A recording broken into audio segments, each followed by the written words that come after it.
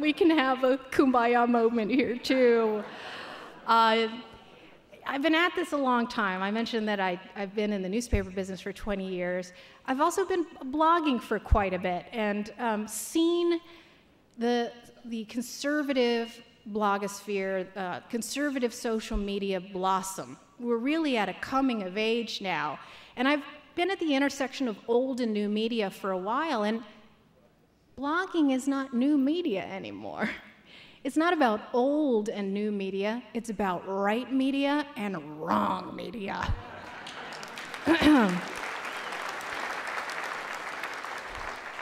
And the events of the last couple of weeks, the last year in particular, the rise of Andrew Breitbart's big sites. He's got to have a site called Big Balls.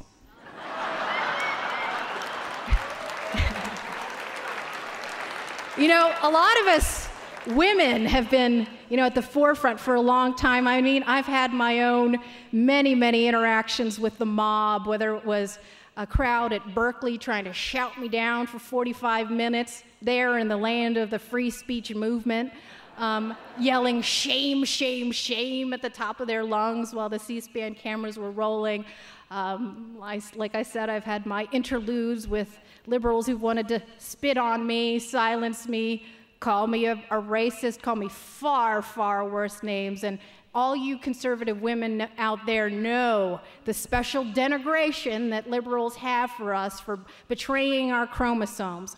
All of you minority conservatives know the special denigration that these liberal plantation owners have because we've betrayed our skin color.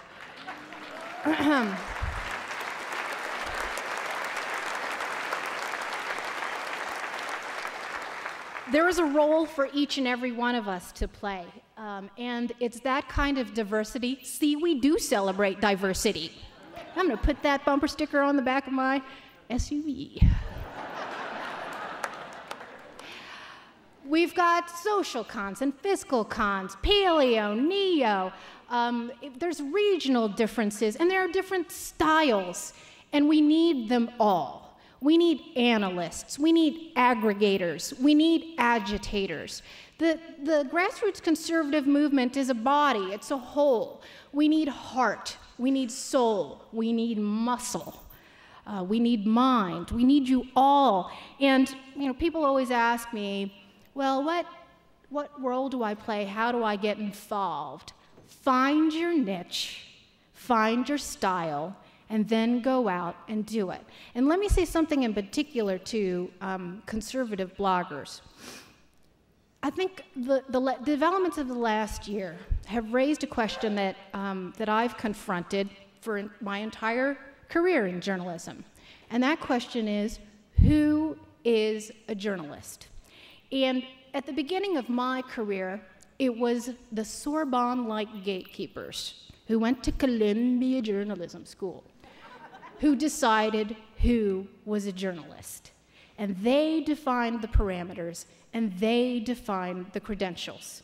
And so we have a situation, even today, although it's beginning to crumble, where someone like me, who worked for 2 major metropolitan newspapers, who's been writing a syndicated column for years and years, who's covered the border, traveled to the southern border, who traveled to Iraq and covered the surge, is not considered a journalist by the biased propaganda water carriers in the elite halls of journalism schools and newsrooms. But then there, as Derek mentioned, is Rachel Maddow. Someone whose journalistic credentials are Gabbing on Air America, the defunct, bankrupt liberal talk show syndicate, who was recently duped by an anti-Christian website and then gets away with blaming Fox News for falling for the hoax. And yes, she traveled to Iraq like I did, but only when Obama was pulling out our troops. Brave, intrepid journalist. It's the same thing with Someone like Breitbart, or the bloggers who have been at the vanguard of doing original investigative reporting that then gets picked up, recycled, and not credited by the likes of Howard Kurtz. And they call investigative, undercover, conservative journalists activists. Activists, they're not journalists. But journalism is an act. It is not a club. And anyone can commit the act of journalism in a search for the truth by going out there on the ground, doing shoe leather reporting, or picking up a phone. You don't need a credential to do it, other than a brain that thinks and a radar that processes truth from BS.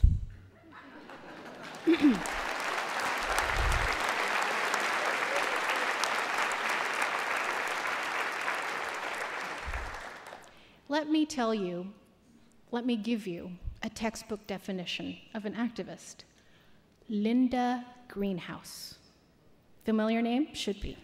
New York Times legal reporter who covers issues like abortion at the same time that she marched in abortion rallies, who goes and railed during the Bush administration about our war on terror policies and demanded that Gitmo be shut down, and then gets to write stories about Gitmo even though her lawyer husband is filing amicus briefs on behalf of Gitmo detainees.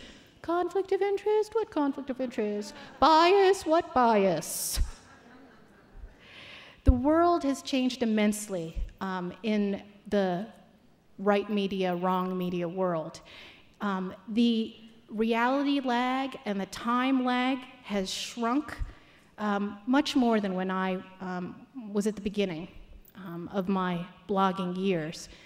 I can't underscore how amazing this transformation has been and how critical your participation has been in that. A couple of years ago, of course, it was the Tea Party and the mainstream media trying to strangle us in our crib. It's like journalistic Munchausen's by proxy syndrome they were trying to do. And all along the way, as they've got their boot on our throats, to borrow another phrase, they're proclaiming the premature death of the Tea Party movement. On the plane, I did something I rarely do anymore. I read a Dead Tree magazine. Those, always a week late. And it was The Economist, and it was yet another piece questioning whether the Tea Party movement had lost its steam. I mean, they're doing all this as the netroots are self-combusting over there, and it's just one more example of that psychological projection that the left has long suffered from. One last thing I want to mention, of course, is repressive civility. And this campaign by the Miss Manners force in Washington and in the White House to stifle our voices and stifle our policy agenda through the criminalization of conservative thought and conservative expression. This is the means by which they will fight this next election, and each and every one of us need to be prepared. We need to steel ourselves.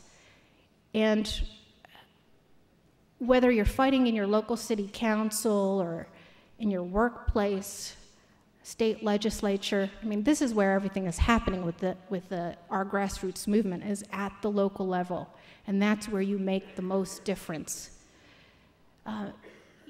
We need to be able to stand up and say, no, we're not the squelchers of dissent. You are. We're not.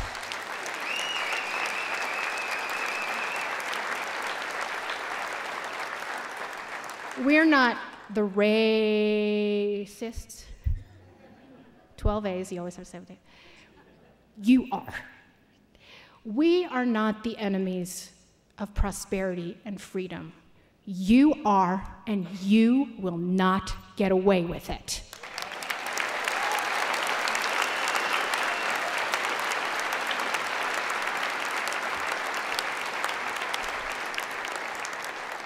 My parting advice: be bold, yet principled.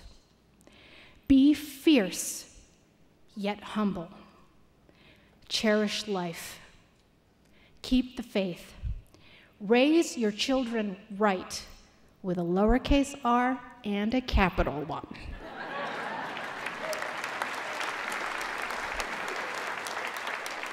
Count your blessings, as I do every day, and I never tire of saying this. You've heard me say it many times before.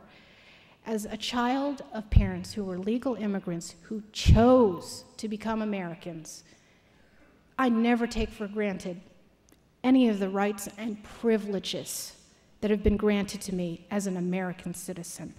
Fight, fight, fight to secure these blessings so that Americans for Prosperity is a rock-hard reality and not a distant hope.